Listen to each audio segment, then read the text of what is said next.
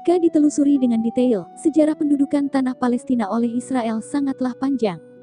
Namun, setidaknya terdapat dua peristiwa sejarah penting yang menjadi fondasi perampokan tanah Palestina oleh Israel. Dalam buku Jejak-Jejak Juang Palestina karya Mustafa Abderrahman dijelaskan, dua peristiwa sejarah yang menjadi fondasi perampokan tanah Palestina itu berkisar pada 1900-an. Pertama, peristiwa perjanjian Sykes-Picot pada 1916 antara Inggris dan Prancis. Inggris dan Prancis membagi peninggalan dinasti Ottoman di wilayah Arab.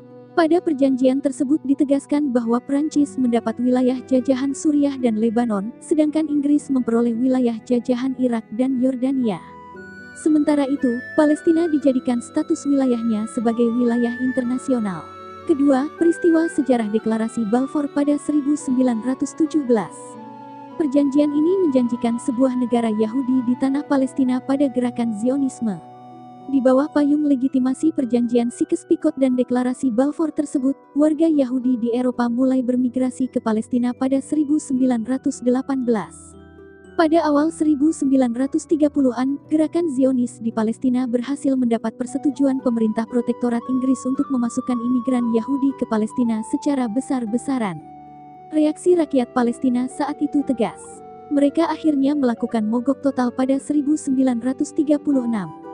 Namun, negara-negara Arab atas permintaan Inggris membujuk pemimpin spiritual Palestina, Muhammad Amin Husseini, agar menginstruksikan kepada rakyat Palestina mengakhiri aksi mogoknya.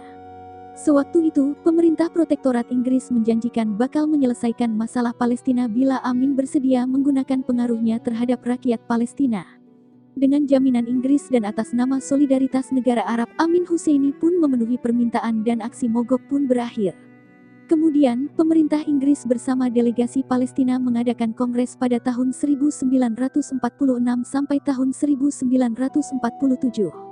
Namun, sayangnya, kongres tersebut tidak menghasilkan keputusan apa-apa tentang Palestina. Persatuan Bangsa-Bangsa PBB kemudian membentuk komite khusus untuk mencari penyelesaian masalah Palestina. Berdasarkan hasil pengumpulan data dan studi lapangan, komite tersebut mengajukan dua usulan. Pertama, membagi dua tanah Palestina untuk Yahudi dan Arab tetapi dengan adanya kesatuan sistem ekonomi. Kedua, membentuk negara federal antara Yahudi dan Arab. PBB yang tentunya atas desakan Amerika Serikat menolak dua usulan dari komite itu. Mereka kemudian melempar masalah Palestina ke forum sidang Majelis Umum PBB pada tanggal 29 November tahun 1947. Pada saat itu pula Majelis Umum PBB bernomor 181 berisi tentang penegasan pembagian dua tanah Palestina untuk Yahudi dan Arab. Aturan itu juga memberi jangka waktu kekuasaan pemerintah protektorat Inggris di tanah Palestina hingga Agustus tahun 1948. Dalam resolusi bernomor 181 itu, pembagian tanah menjadi dua bagian itu dalam porsi 56% untuk Yahudi dan 44% untuk Arab.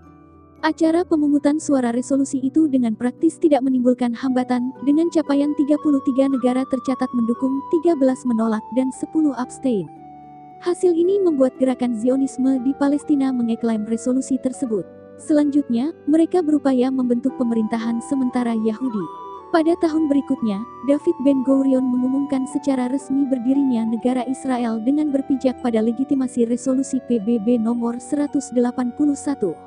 Beberapa saat dari pengumuman itu, pemerintah Amerika Serikat menyatakan pengakuannya terhadap negara Israel yang kemudian disusul dengan pengakuan dari Uni Soviet. Selanjutnya, meski tak seluruh negara di dunia mengakuinya, negara baru bernama Israel itu pun berhasil masuk menjadi anggota penuh PBB. Inilah perampokan dengan telanjang mata tanah Palestina yang menyisakan duka bagi masyarakat Palestina.